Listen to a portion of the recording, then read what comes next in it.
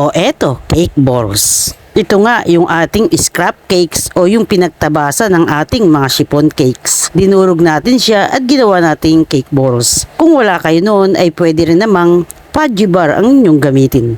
Ayan mga idol, nadurog na natin itong ating scrap na cake o yung pinagtabasa ng ating cakes. Ay maglalagay tayo dito ng kahit 1/4 lang ng kondensada para lang tayo makagawa ng dough.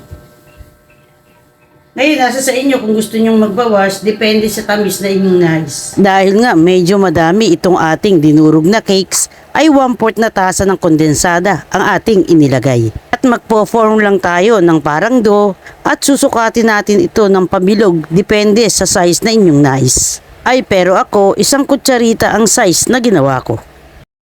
Eto ata nakapagbilog na tayo ng isa. Ganito ang gagawin nating bilog sa kanya.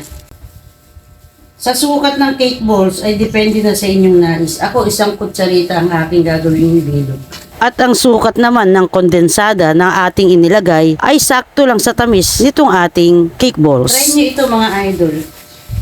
Yung ating inilagay na condense sa kanya ay 1/4 na tasa. Dahil medyo marami itong ating scrap cake.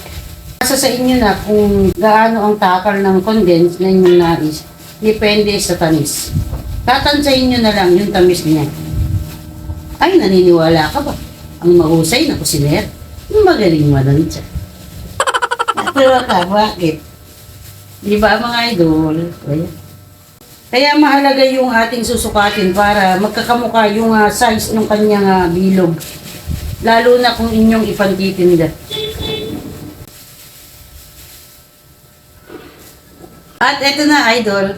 Natapos na natin yung ating mga cake balls. Naibilog na natin silang lahat. At ready na ito. I-coat na natin sa chocolate. Dahil nga, meron din tayo ditong scrap na chocolate. Ito yung chocolate ng bata. Lulusawin natin siya at ididip natin itong ating ginawang cake balls. Tara na, idol!